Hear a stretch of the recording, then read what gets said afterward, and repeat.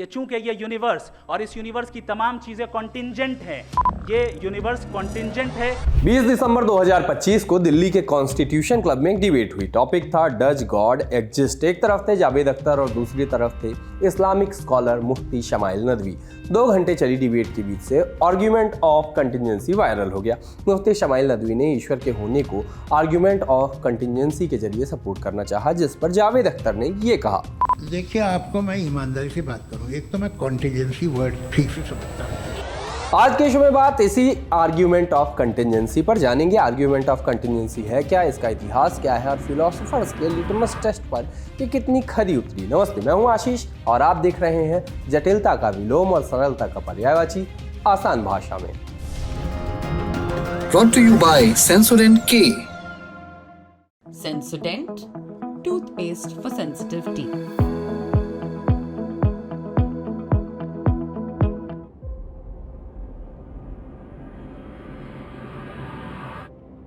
सबसे पहले समझते हैं आर्ग्यूमेंट ऑफ कंटिजेंसी है क्या। आर्ग्यूमेंट ऑफ कंटिजेंसी एक दार्शनिक तर्क है। ये ईश्वर के एग्जिस्टेंस यानी अस्तित्व को समझाने की कोशिश करता है। इसे समझने के लिए हमें सबसे पहले 2 शब्दों को जानना होगा, कंटिजेंट और नेसेसरी। कंटिजेंट उन चीज़ों को कहते हैं जिनका अस्तित्व किसी पर निर्भर करता है। ये अपने आप में एग्जिस्ट नहीं करती। इसे ऐसे समझिए कि पेड़ अपने आप नहीं उगता, उसे उगाने के लिए बीज, पानी, मिट्टी और धूप की ज़रूरत होती है। अगर ये ना हो तो पेड़ भी नहीं होगा, यानी पेड़ का होना दूसरे फैक्टर्स पर डिपेंड करता है।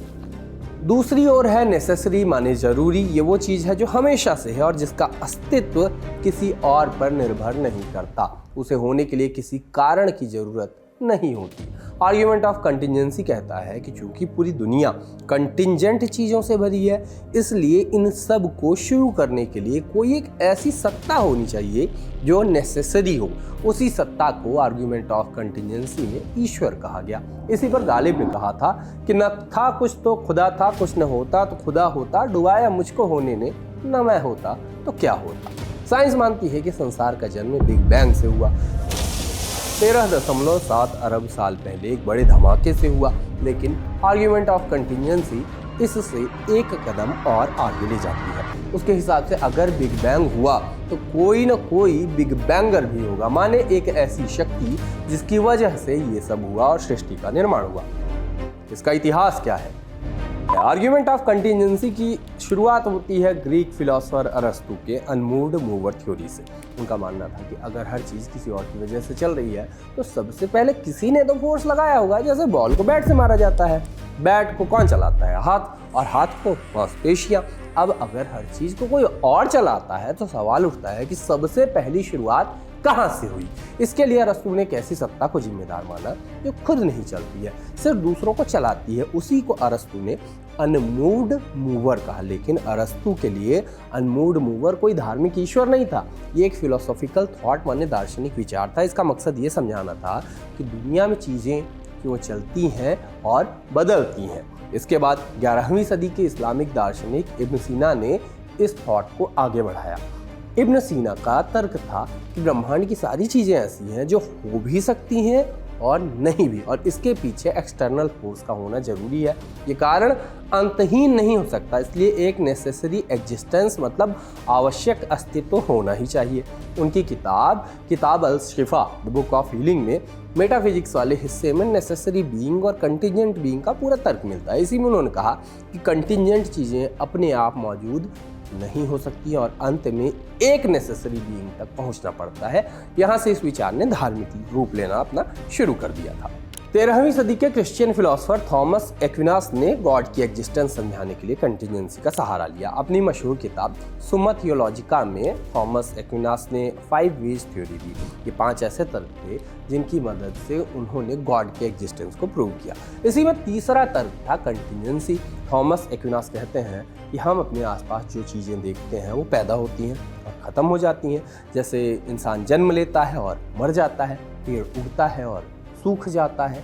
ऐसी चीज़ें कंटिजेंट बीइंग्स हैं और इनका होना ज़रूरी नहीं है। ये हो भी सकती हैं और नहीं भी हो सकती हैं। मान लें कि ऐसा समय था जब सब कुछ ही कंटिजेंट था, तो उस समय कुछ भी मौजूद नहीं होता। लेकिन अगर कभी बिल्कुल कुछ भी मौजूद नहीं था तो आज भी कुछ नहीं होता, क्योंकि कुछ नहीं से कुछ अपने आप पैदा नहीं हो सकता, लेकिन आज दुनिया मौजूद है। इसका मतलब ये है कि हर चीज़ कंटिजेंट नहीं हो सकती। कोई ना कोई ऐसी सत्ता जरूर होनी चाहिए जिसका अस्तित्व नष्ट नहीं हो सकता, जो हमेशा से मौजूद हो।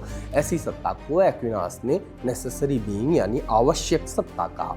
थॉमस एक्विनास ने इसी नेसेसरी बीइंग को गॉड की उपाधि दी। उनका तर्क ये नहीं कहता कि हर कंटिजेंट चीज़ सीधे ईश्वर से बनी है, बल्कि कंटिजेंट चीज़ों के पीछे एक ऐसी सत्ता होनी चाहिए जो कभी नष्ट ना हो और जिस पर सब कुछ टिकता हो।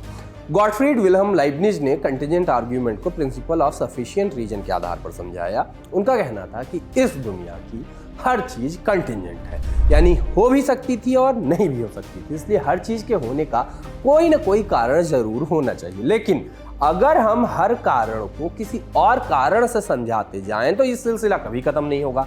इसलिए लाइबनिज ने कहा कि अंत में एक ऐसी सत्ता माननी पड़ेगी जो नेसेसरी हो, जो खुद किसी कारण पर निर्भर ना हो। उसी को उन्होंने कहा ईश्वर। इसके अगेंस्ट फिलोसोफर्स की राय। इतिहास में कई बड़े फिलोसोफर्स आर्ग्यूमेंट ऑफ कंटिजेंसी के विचार से सहमत नहीं रहे। मसलन पहले हैं 18वीं सदी के डेविड ह्यूम। ह्यूम कहते हैं कि हम जो भी देखते हैं उसे एक्सपीरियंस से ही जानते हैं। इसे ऐसे समझिए कि जहां आग होगी वहां धुआं जरूर होगा। ह्यूम के अनुसार कंटिजेंसी आर्ग्यूमेंट ये मानता है कि संसार एक नेसेसरी बीइंग की वजह से बना है। यह सिर्फ एक लॉजिकल अनुमान है और नेसेसरी बीइंग का कोई एम्पिरिकल प्रूफ यानी अनुभव नहीं है। मतलब संसार के होने के लिए किसी नेसेसरी बीइंग की जरूरत नहीं है। संसार अपने आप भी एग्जिस्ट कर सकता है बिना किसी नेसेसरी बीइंग के। दूसरे हैं जर्मन फिलोसोफर इमैनुअल कांट। उन्होंने भी कंटिजेंसी आर्ग्यूमेंट पर अपने विचार रखे। कांट ने नेसेसरी बीइंग के एग्जिस्टेंस को चुनौती दी। उनका कहना था कि हम इंसान सिर्फ अपने अनुभव और समझ के जरिए चीज़ों को जान सकते हैं। हम ये साबित नहीं कर सकते कि ब्रह्मांड का होना केवल किसी नेसेसरी बीइंग की वजह से है, यानी ये तर्क सिर्फ तार्किक है लेकिन इसका कोई ठोस प्रूफ नहीं है।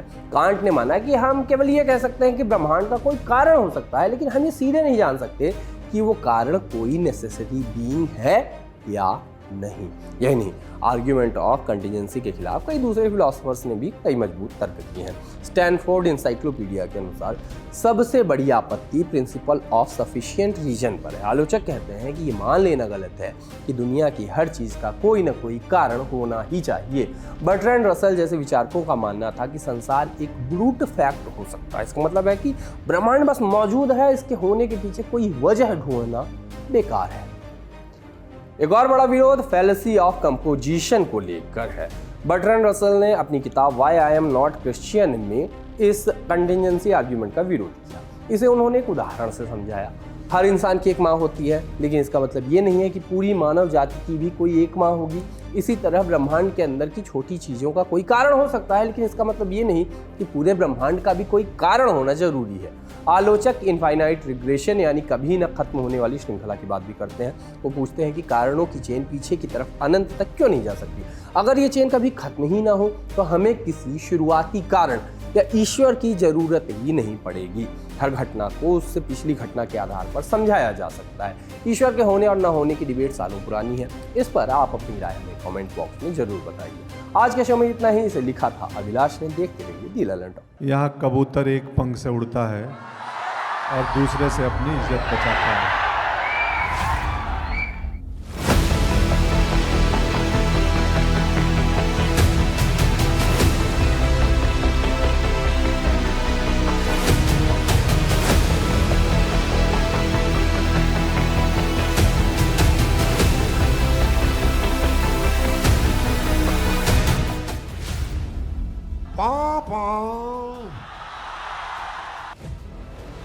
रील नहीं, बिहार वाली रियल वाइब्स चाहिए तो 10 जनवरी को आइए बापू सभागार पटना, जहां सजेगा लल्लन टॉप अड्डा। dilallantop.com खोलो, बैनर पर क्लिक करो और तुरंत करो रजिस्टर और पहुंच जाओ पटना के सबसे जबरदस्त अड्डे में।